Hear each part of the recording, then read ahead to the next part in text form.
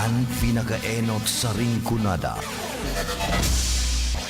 Puon kay do sa gudgunyan. Minaanduyog sa baga namamanwaan. Katuwang para sa kauswagan. Sa mga bareta, patas. Sa impormasyon, public service, enot ka. Malalaoman, katotohanan an sinasarigan. Inina ang bagong Radyo Ronda. DZKI Iriga Radyo Ronda. Ang maugmang kairiba. Madya na.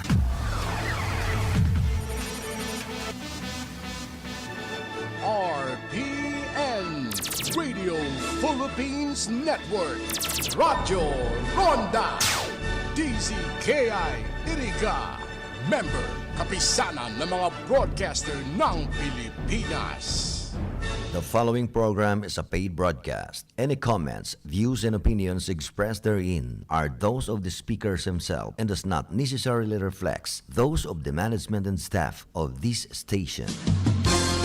Bareta Aksyon, asin informasyon, sari-sari, halo-halong bareta na napapanahon, aksyon na dapat inuton, asin mga informasyon na pwedeng pakinabangan kan mga namamanwaan. Bareta Aksyon, asin informasyon, ngunyan sa indo ng madadango kada Lunes hasta Biyernes, alas 5 hasta alas 6 ning pagkahapon, digdi sana sa indong pinagkakatiwalaan na istasyon, Radyo Ronda, DZKI Iriga. Kaiba ang sa indong lingkod, Elma de Lima Gaspe.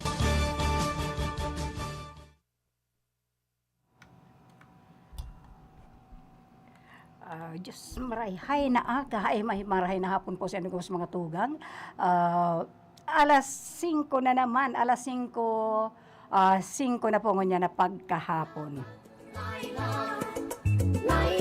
de Lima, ating ibalik ang hustisya at pag-asa. Laban Laila, Laila de Lima, ating ipanalo ang laban ng Pilipino.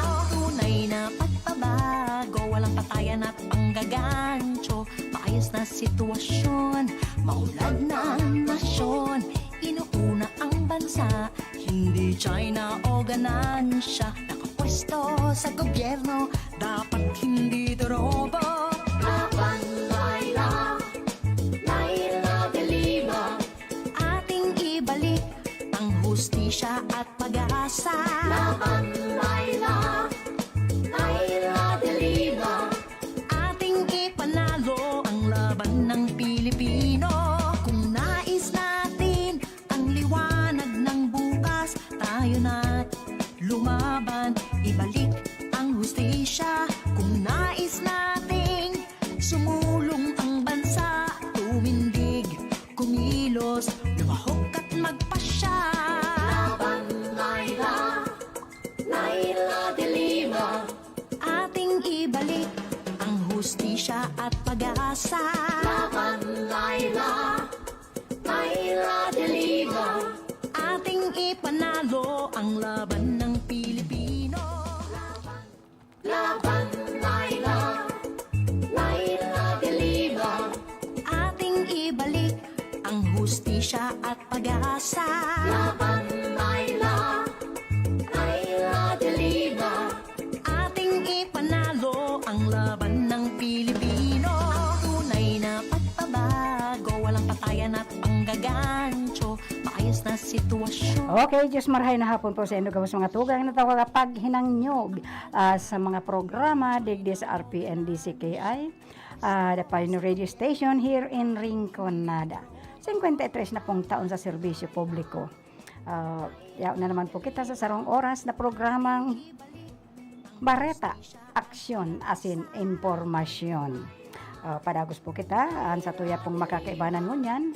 Yaon po si Chief Engineer Abelin Don Toralio. Andyan man po sa PSG si Aldrin Orlanda. And of course, yaon man po duman sa transmitter si Sir Felix Lagrimas.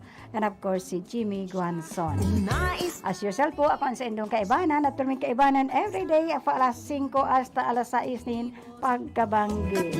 Mari pong iba ko ni ako, si Madam Elma Dilima Gaspi, nagsasabing welcome to the program. ang hustisya at Bareta aksyon as in informasyon.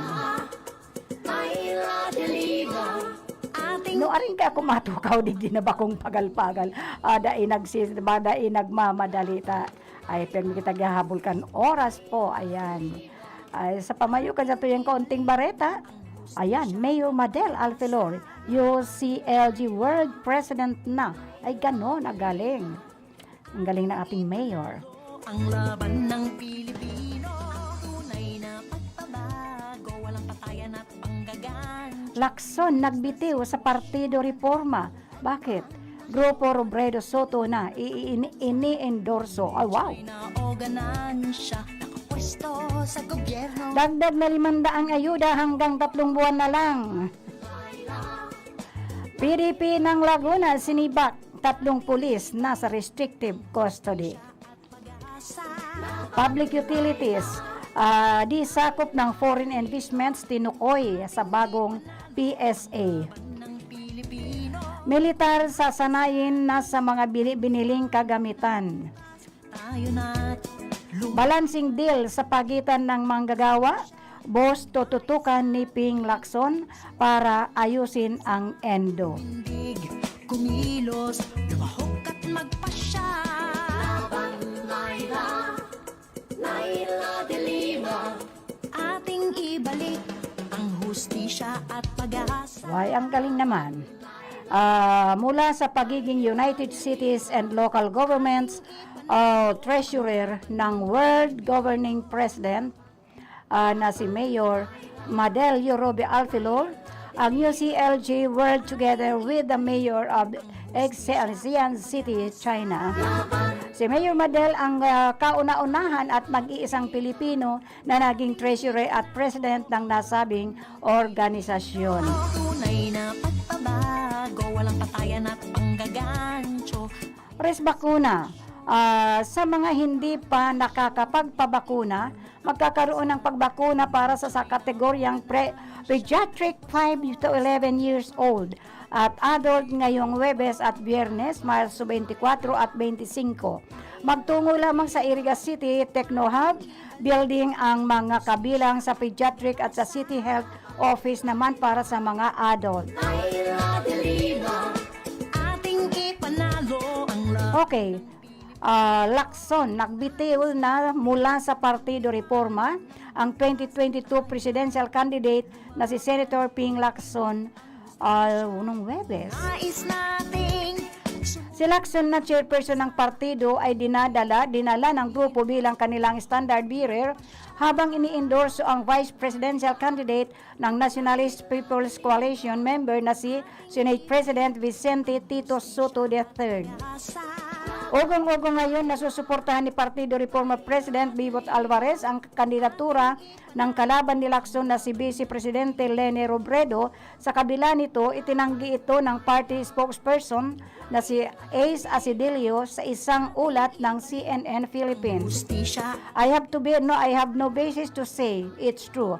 It's not even brought to the table. Ani Asidilio kanina lang. ang laban ng Pilipino. Tunay na pagbabago, walang patayan. Dagdag na 500 ayuda hanggang 3 buwan na lang. March 24, 2022, hanggang 3 buwan na lamang posibleng makayanan ng gobyerno na magbigay ng dagdag na 500 sa mga pinakamahihirap na pamilyang Pilipino. Ayon kay Acting Budget Secretary Tina Canda, totoo ang sinabi ni Finance Secretary Carlos Dominguez at sa ngayon ay hanggang 3 buwan na lamang ang tiyak na makapamimigay ng tulong ang gobyerno. Nauna nang sinabi ni Dominguez na posibleng magkaroon ng problema sa budget matapos itaas ni Pangulong Rodrigo Duterte sa 500 ang unang plano na 200 na ibibigay sa mga mahihirap. Ang hustisya Totoo naman yan kasi si Secretary Dominguez ang in charge sa pagkalap ng mga pananalapi para dito sa ating programa. So kaya iyang 500 pesos na a month na yan Ang kaya pa lang at this point is probably mga 3 buwan na. No siguro sa express revenues na makukolekta ng DOF, aniya Kanda. Nasa 13 milyong benepisyaryo ang inaasahang makakatanggap ng pinansyal na tulong. Inaasahang sa susunod na buwan na pagsisimulang ipamigay ang TIG 500 500 na sa mga benepisyaryo. Ayon pa sa DBM, aabot sa 20 bilyon ang ilalaan ng gobyerno sa susunod na 3 buwan para sa bibigyang ng pinansyal na tulong dahil sa patuloy na pagtaas ng presyo ng langis. Dinagdag ni Kanda na sa ngayon ay walang ibang mapagkukunan ng pondo ang gobyerno para sa programa. Dapat hindi dorobo.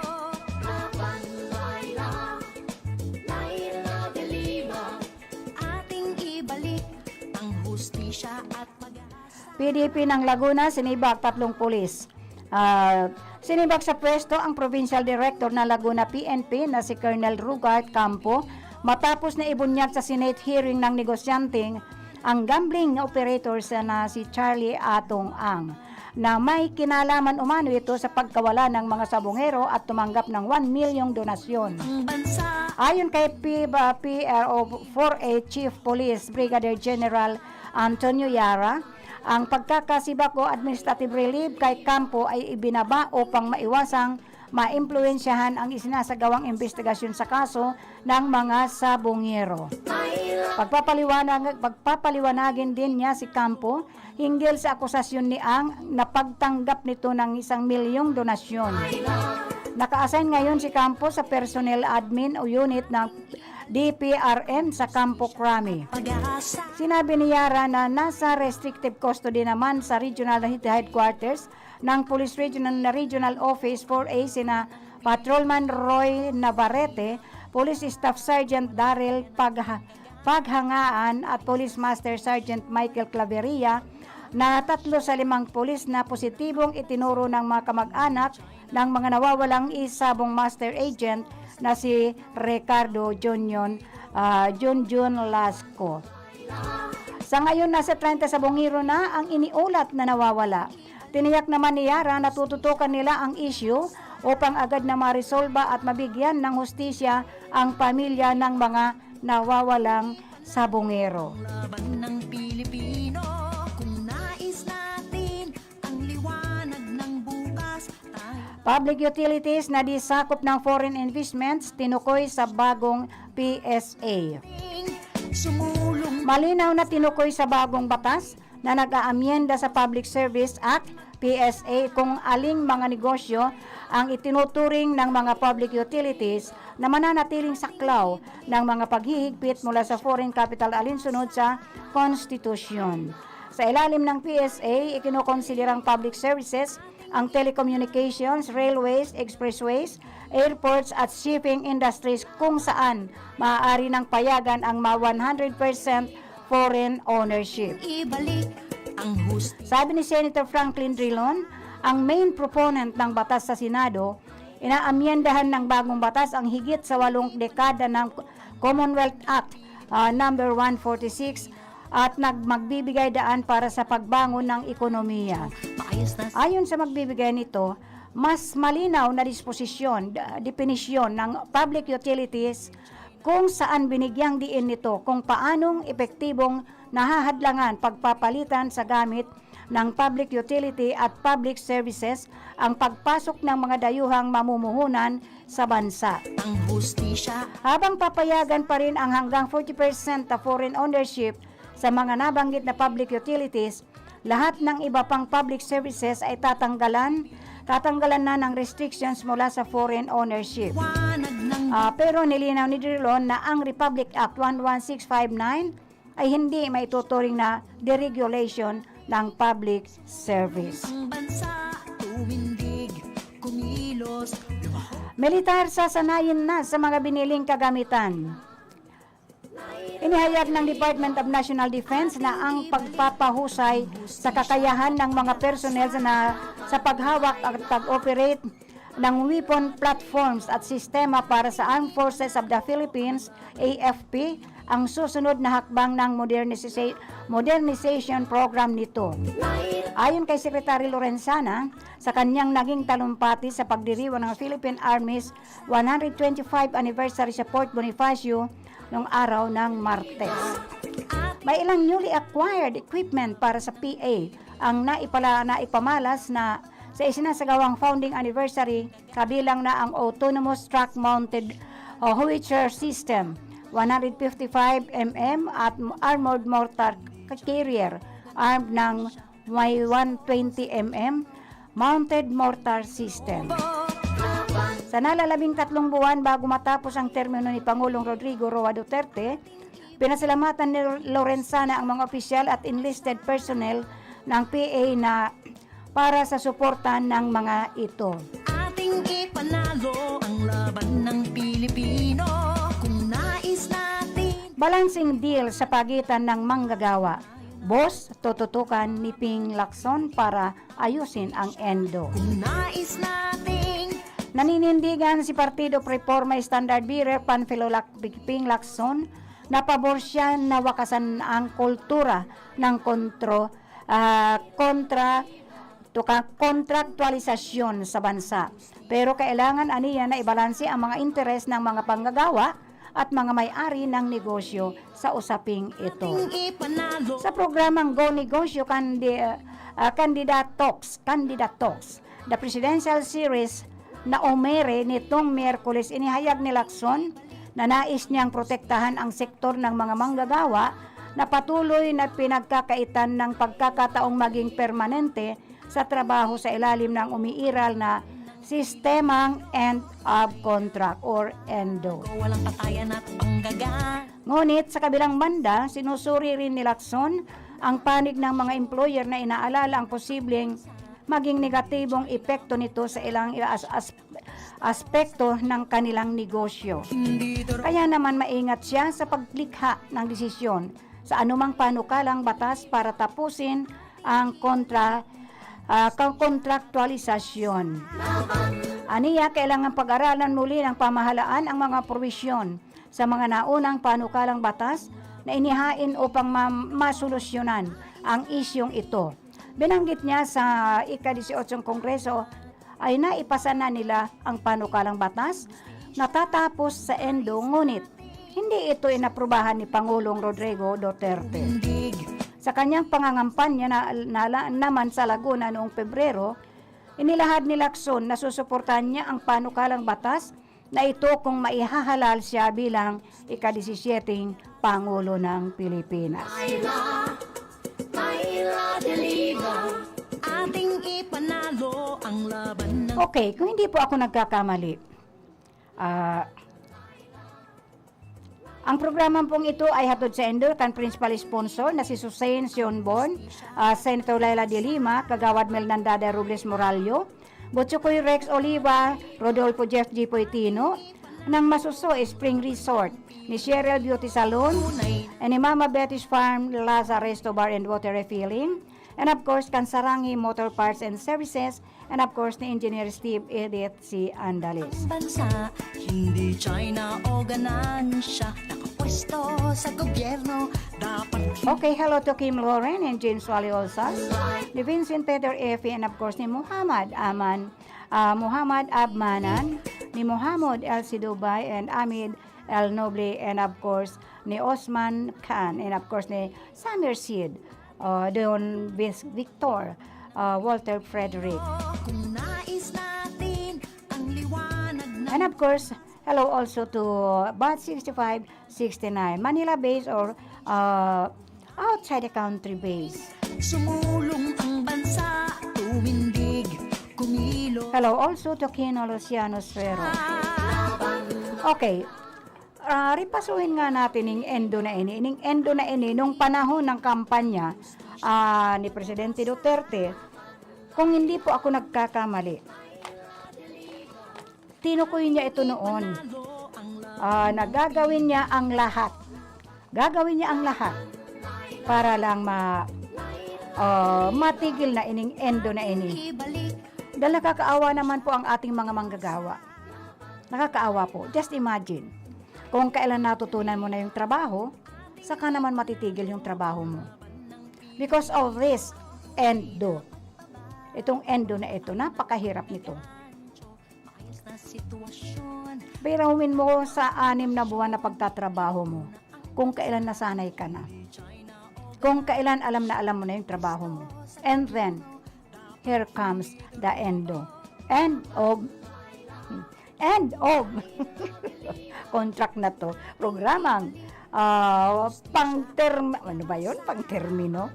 Dapat po talaga pag naman, if yung kasi meron naman yan, 3 months nga yan, tinasanay ka. And then after 6 months, doon ka huhusgahan if you really know the work. Lalo na yung mga factory workers na yan. Ining ating mga manggagawa. Sa kanila po, nakakaawa po sila. Dahil just imagine, minsan, yung ginastos mo bago ka makapasok dyan.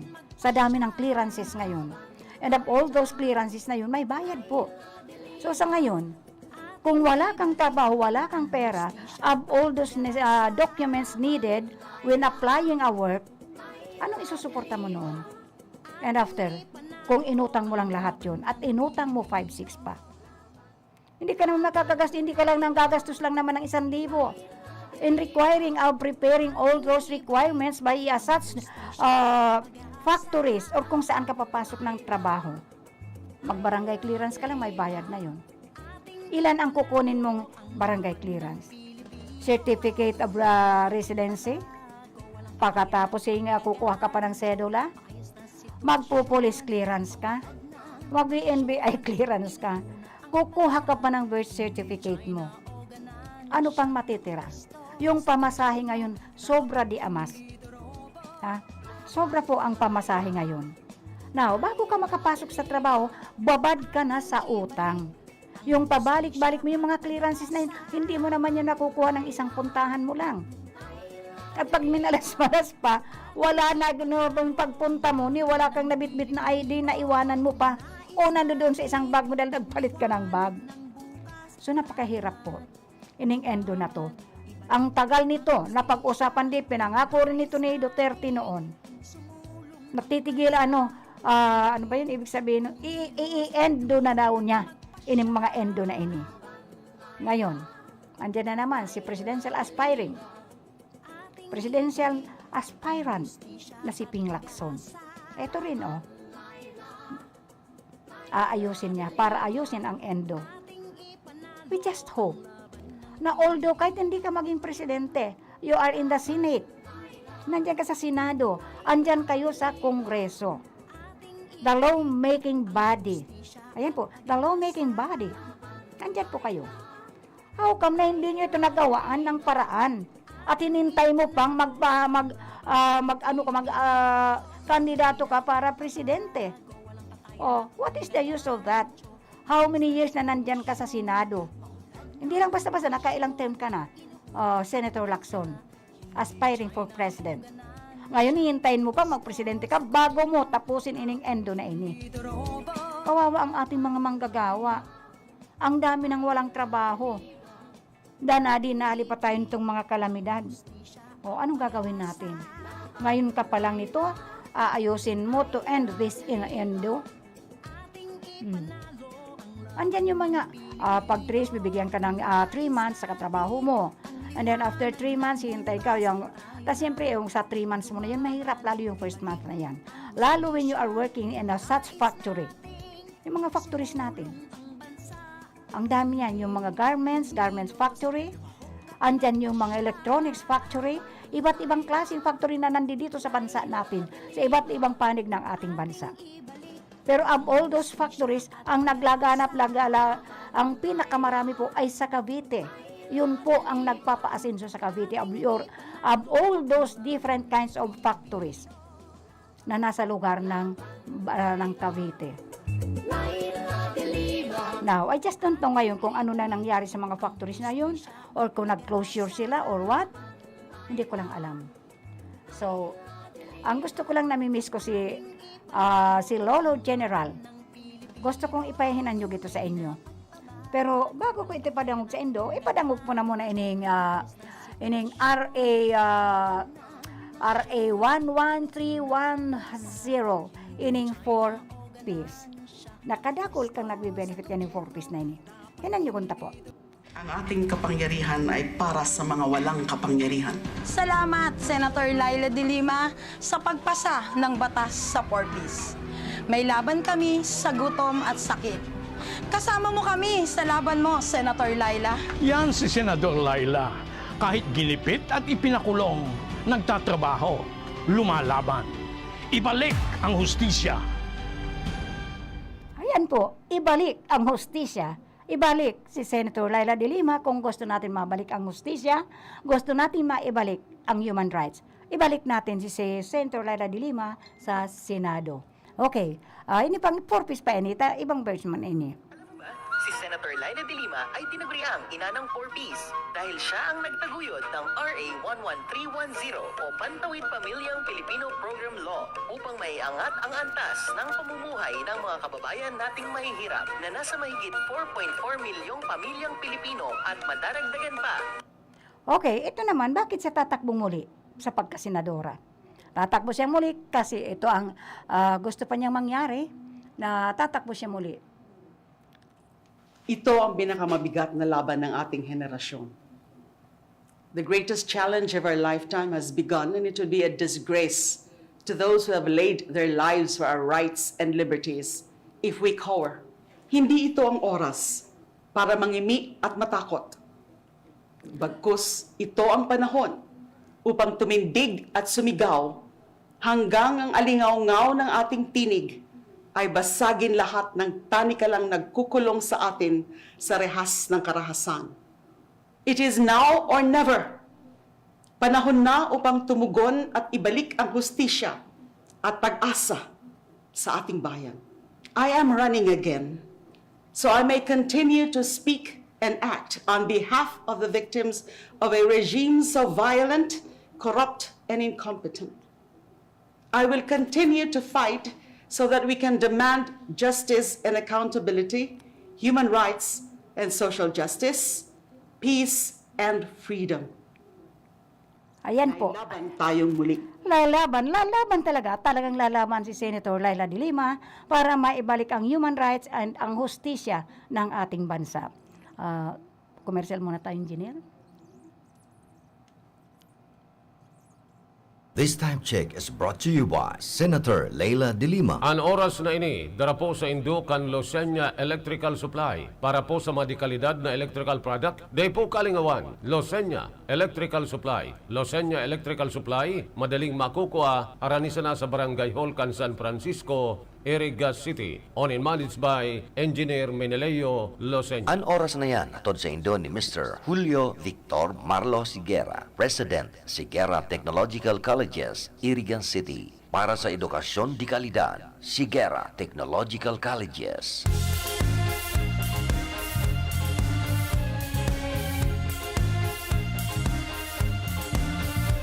Karapatan ng mga patay, aking ipaglalaban. Mga kababaihan, ang poprotektahan. Boses ng kabataan, aking pagkikinggan. Ating kalusugan, ang ingatan. Paglilingkuran ng mga irigen, magsisilbing magandang ihemplo. Lagi kayong una sa puso ko, dahil kay Daday, hayayang buhay.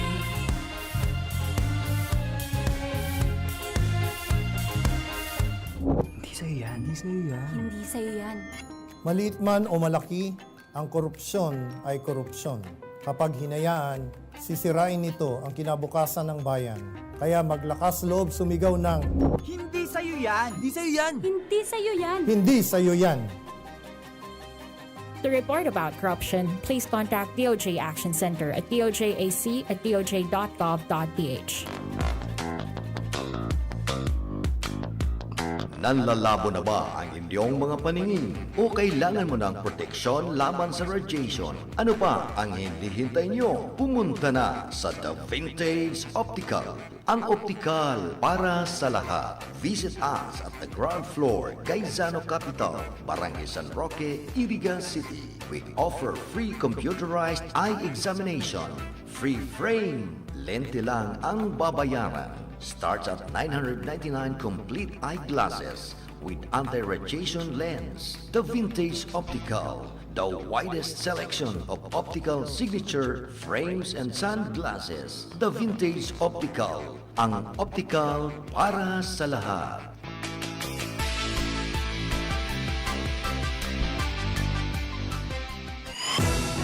Pakinggan po natin si Mang June, isang taxi driver na nagkaroon ng katarata. Pag ko tumitingin, palipat-lipat yung itim na sa mga mata ko. Naka-apekto po ba sa pag-drive nyo? Napapansin ko, pag ako nagdadrive, namumula yung aking mata. Pulang-pula, lumalabo ang mata ko. So, nang nag-take ka na ng iBerry, may pagbabago po ba?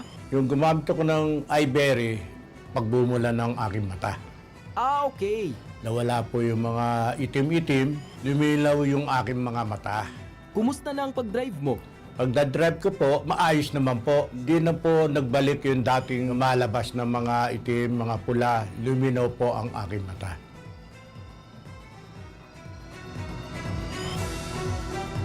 Ang porsyon ay nihatod sa Indo ni Kagawad Melnan Robles Moralio. Basta kidaday, hayahay ang buhay. Aram daw nindo kung taano importante ang kidney sa satuyang lawas. Ini ang nagsasara kan mga ati asin toksin sa satuyang dugo. Kung maraot ang satuyang kidney asin dai magfunksyonin tama, posible magkahelang kita asin magkaigwanin man lain-lain na kailangan. Arog kan panluluya, kulang sa turog, difisil na pag-ihi, gatok na kasukasuan, pagkaribong asin difisil na paghangos. Tanganing makalikay sa helang sa kidney, ang solusyon dyan, iyo an Kidney Care. Ang Kidney Care, produktong gibo pa sa Amerika. Asin may sangkap na vitamins asin minerals na nagpapakusog kan sa tuyang kidney. Ang Kidney Care, katabang man sa padagos na sirkulasyon asin paglinig kan toxin sa lawas ta. Hulita mahal na marhay ang magpa-dialysis asin magpa-opera sa kidney stones, kaya likayan ang kidney stones, UTI, dialysis asin kidney failure. That's why you really care. Always take care of your kidney with Kidney Care. Ang Kidney Care mababakal sa Mercury Drug, Watson's, South Star Drug, Rose Pharmacy asin mga nanginyanot na drugstores nationwide. Ang Kidney Care hindi gamot at hindi dapat gamitin panggamot sa anumang uri ng sakit. Ang tamang oras po, alas 5:46 na po, ganyan na hapon. Magpadagos po kita sa programang Bareta, Aksyon asin Informasyon. Napag-uulayan na ano po ako dito sa ining tututukan ni Ping Lacson ni pag-aayos ng endo. Kasi dapat tutukan ito ng maayos. Na dapat babalansihin po. Ang pabonus siya sa na wakasan ang kultura ng kontraktualisasyon sa bansa. Pero kailangan balansihin po. Balansihin ang interest nito, ang interest ng manggagawa at ng may-ari. At ng may-ari ng negosyo sa usaping endo. Kasi kung magsasara po, ipipilit natin ang endo. Pero parang ganun din eh. Parang ganun din ang mangyayari niyan. Kasi after 6 months, end of contract na yung mga manggagawa. End of contract na yun. And then after end of contract na yun, magka-hire uli. They are again hiring for those mga manggagawa.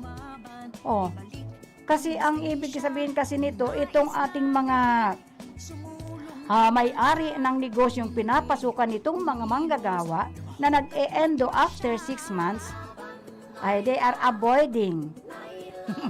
Umiiwas po sila sa mga benepisyo na dapat ibigay sa mga manggagawa. Ano lang naman ba yung mga benepisyong yun? Bakit hindi nila bakit hindi maibigay? Dahil mataod dyan sa mga manggagawa natin. Ang importante dyan, may insurance ang mga bata, ang SSS. Mabigyan ng kung ano yung mga benefits para sa pamilya. Kasi minsan, ano kung pagpasok dyan, nag-medical. Ang medical lang, ang mahal magpa-medical bago ka makakuha ng medical certificate, and minsan yung factory mismo ang kumukuha ng mga yung mga diagnostic center na yan para doon sila mag-medical. At yung mga diagnostic center na yun, yung ibabayad nila doon, mayroon pa rin kaparte doon yung factories na papasukan. So, yan nga sinasabi ko, napakahirap po maghanap ng trabaho kung wala kang puhunan. Dahil ang puhunan mo dyan ay yung pagkuha mo ng mga different kinds of certificates, different kinds of clearances. So, ang programang ining Go Negosyo, Candidate Talks, the Presidential Series, ay dako po, ining pag-uusapan na ini na sana pagkakakitaan. Protektahan ang sektor ng mga manggagawa na patuloy na pinagkakaitan. Patuloy po na pinagkakaitan ng pagkakataong maging permanente sa trabaho sa ilalim ng umiiral na sistemang end of contract, ENDO. End of contract, ining sistemang ini na mali, na until now, 6 years na si Presidente Duterte, na isa ito sa ipinangako niya. I will end those ENDO. Anong ginawa? Anong ginawa ng chairman? Yung chairman na, yung mga komitiba nila na may hawak nitong ENDO na ito. Ano ang ginawa nyo? Ano ang ginawa ng ating mga lawmaking bodies? Ito mga lawmaker. Alam nilang ipinangako ito ng ating presidente. Bakit hindi sila gumawa ng aksyon? So, sa kabilang banda naman, dapat suriin ng gusto ni Lacson ang panig ng mga employer na inaalala nga niya na tama ba naman, bigyan naman ng pagkakataon yung mga employer na posibleng maging negatibo. Posibleng maging negatibo ang epekto nito. Kasi sometimes, katulad ngayon, pag ang ating petrolyo tumaas at hindi makayanan ng mga kumpanya, hindi makayanan itong ating mga transport, anong gagawin natin? Pag tumaas ang pamasahe, anong gagawin? Of course, magde-demand yung mga manggagawa na taasan din ang kanilang yung sweldo. Kahit ang government natin, government employees. Pero ang most affected ay itong ating mga manggagawa. Bakit namamasahe sila araw-araw? Kung tumaas yung pamasahe, how much? Magkano pa ang babaunin nila? Ay kung ang contract mo ay magkano lang yung daily rate. Magkano bang daily rate ngayon? Yun ang pinakamahirap doon. So, pag nagtaas, nagdemand ang mga empleyado, nagdemand sa mga employer nila na taasan ang kanilang sweldo because of those nagtataasan na kaliwat kanan na hindi maintindihan, pero yung sweldo ganun pa rin. Pag nagrally na, ayan, tarataranta na. Yung employer at ang empleyado, nagkakagulo na. So, dapat, ang panig ng mga employer na inaalala, ang posibleng maging negatibong epekto nito sa aspeto ng kanilang negosyo. Kaya naman, maingat ang ating gobyerno dyan, ang paglikha ng desisyon sa anumang panukalang batas para tapusin ang kontraktualisasyon. Pero may mga epekto po yon. May hindi magandang epekto yon. Kaya kailangang pag-aralan muli ng pamahalaan ang mga posisyon, ang mga provisyon sa mga kanilang mga panukalang batas na inihain upang masolusyonan ang isyong ito. Itong isyu na ito, sinabi rin nila na the 18th Kongreso ay naipasa na nila ang panukalang batas na tatapusin ang ENDO. Nasaan na ba yung panukalang batas na ito? Ngunit, bakit hindi inaprubahan ni Presidente Duterte? Samantalang isa rin to sa ipinangako niya during his candidacy as President. Pinangako niya ito, pero bakit? Yung panukalang batas, hindi naaprubahan, hindi pinirmahan ng ating Pangulo. So, siguro, ito rin ang advocacy ni aspiring for President Ping Lacson na susuportan niya ang panukalang batas na maihalal ng pag naihalal siya bilang hindi po pwede yan. Oh. Ating ibalik ang hustisya at pag-asa.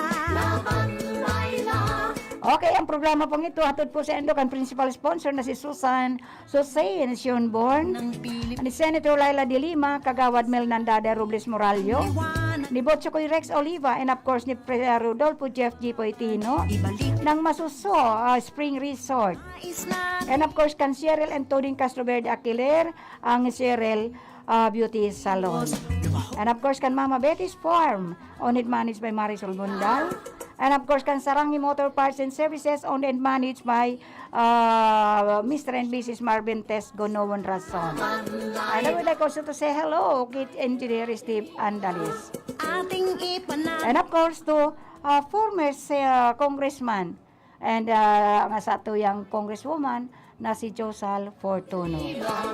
Ating ibalik ang hustisya at pag-asa. Laban, Laila, Laila de Lima. Ating ipanalo ang laban ng... Ngayon, itong news release na naman ni Senator Laila de Lima, pushes, tinutulak po niya for family-friendly and nature-oriented and advice-oriented tourism development. So, sa gobyerno, dapat hindi duro. Re-electionist Senator Laila de Lima urged the government to develop nature-oriented family destinations both for local and international tourists. Senator Laila de Lima, sinabi niya that as much as possible, the local tourist destinations should be free from vices, particularly the ones so associated with gambling. Our tourist havens must be developed as family-friendly areas with less focus on gambling and other vice-oriented tourism developments. Yan po ang gusto mangyari ni Senator Laila de Lima. Sa ngayon po, the government should already be aware of the adverse social and moral impacts of gambling and other vices. Tourist developments that are vice-oriented would create more problems instead of helping boost our tourism industry. Aside from the local travelers, more foreigners are expected to spend summer in the country with Bureau of Immigration, expecting international arrivals to reach an average of 12,000 per day in the coming weeks. So, according to Bureau of Immigration, to date, an average of 10,000 inbound travelers arrive daily, noting that the number has been rising steadily since the government eased restrictions on the entry of fully vaccinated foreign travelers. With leisure travel now being allowed, the lady senator from Bicol said the government must come up with policies discouraging vice-oriented attractions. What does it mean, this vice-oriented attractions? Policies and legislation must be made to discourage and disincentivize vice-oriented attractions and activities in the major tourist destinations and ensure that our tourism is nature-oriented,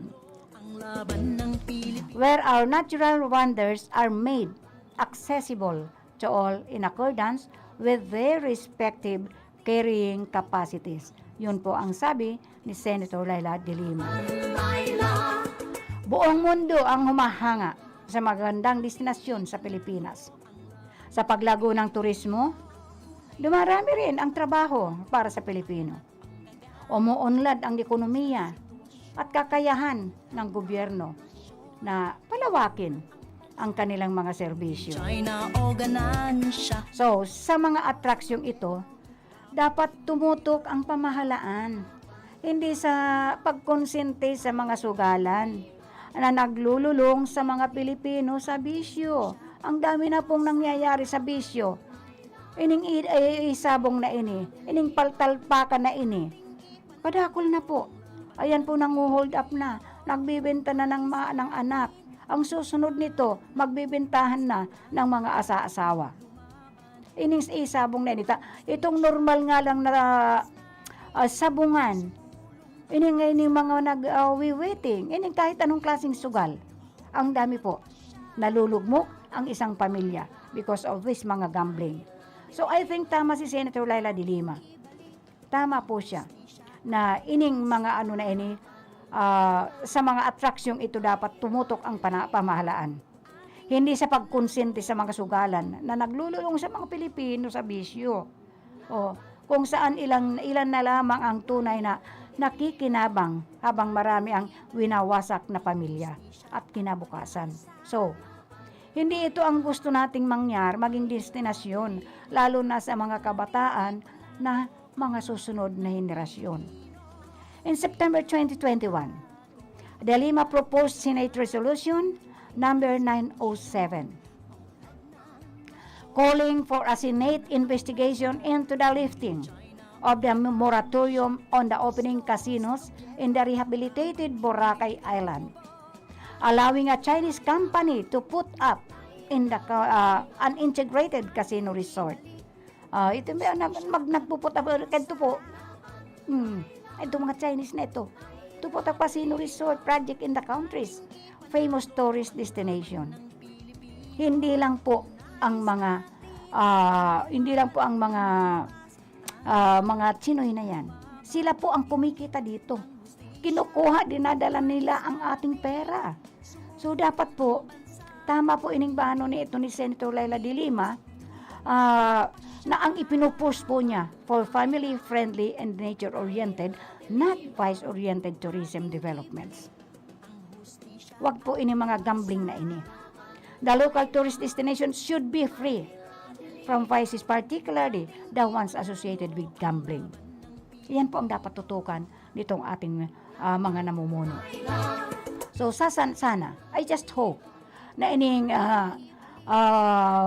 bagong papasok na administrasyon, the tourist heavens must be developed as family-friendly areas with less focus on gambling. Wag naman po sa puro sugal dahil maraming napapasubo. Meron ngang sugalan sa yung sa Cavite dati, asinso na po sila. Meron na siyang elementary school, private, meron po siyang high school, and na-reach out pa nga niyang umabot sa college. And then what happened? Kamukat-mukatin, nakita namin, iba na yung pangalan ng eskwelahan. And the bad news, yung may-ari, the owner of that said school, nalulong sa sugal. Nalulong sa kasino. Ito naman ngayon ang pinagkakagulo ng ating mga kalalakihan, not only the kalalakihan, kundi ini mga kababaihan pa. Ang hindi ko matake doon, ibinenta yung anak lang dahil lang nalulong sa isabong. Tama lang yun, na idemanda ka versus the government. Makulong ka, pagdusahan mo. Just imagine, anak mo, dinala mo yan sa sinapupunan mo ng 9 na taon, ng 9 na bulan. You carry your daughter, you carry that child for 9 months. And then, nung lumaki-laki ng konti, benta mo ng that kind of amount lang.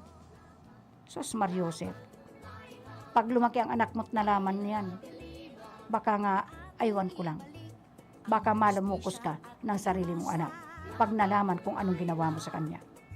So, tulad ng sinabi ko, sa aming barangay may isabong na. Bakit pinapayagan niyang isabong na yan? Yan ang magiging kausa. Yan ang magiging dahilan. Kung itong ating wetting, kung itong ating mga illegal drugs, nagagawa na ng mga taong bayan, magnakaw, mang-hold up, gumawa ng karama. Naku po, nagkakagawa na sila ng mga krimen because of this mga illegals. Now ngayon, sinamaan pa nitong isabong. Kaya by now, the government should already be aware of the adverse social and moral impacts of this gambling and other vices. Tourism development that are vice-oriented would create more problems instead of helping boost our tourism industry. Ang casino po, nakaka-addict. Dahil before po, nung nasa Metro Manila ako. Pero yung sa amin, libangan lang. Pero ini kasi mga big-time gambler na ini, habang nalulugi, habang natatalo, yun nga sinasabi ko, baka pati asawa sa asawa magkabentahan. Anak na yung nauna. Nangu-hold up na, nagnanakaw na, because of these illegals. And the worst, lalabas, magkakaroon tayo ng maraming mga magna. Magkakaroon tayo ng mga maraming magna. Anong ibig sabihin po noon? Ining ating mga magnanakaw. So, tama po ito na hinahangad po ito ni Senator Laila de Lima. Kaya sabi ko nga, napakaganda siguro kung maibalik natin si Senator Laila de Lima sa Senado. Kasi ang laging iniisip niya ay kapakanan ng mga nasa laylayan. Kaya kung makikita natin ang kanyang mga Republic Act, ang kanyang mga RA ay para lahat po sa mahihirap. Ang tinutukoy niya. Ang pinagtutuunan niya ng pansin. Na although nga ipinakulong siya, she's already of almost 5 to 6 years na po in her detention house. Pero hindi po siya tumitigil. At ang mga panukala niya, ang nabukasiyan niya, maibalik man lang ang human rights. Kasi we don't have human rights. Maibalik ang hustisya at pag-asa ng bansa. So, paano siya babalik po doon? Suportahan po natin ang sa kanyang kandidatura. Well, although nasa detention house po siya, under the Team 1, isang bayan team, through Lenny Robredo and Kiko Pangilinan, si Senator Laila po is under the ticket of kakamping. So, tulungan po natin siya. Tinatawagan ko po ang mga 4-piece beneficiaries. Kung meron mang hindi nakakaalam, kayong mga nakakaalam 4-piece beneficiaries na ang principal sponsor, ang principal author of this 4-piece, ang ina ng 4-piece is no other than Senator Laila de Lima. So pagtulong-tulungan po natin siya.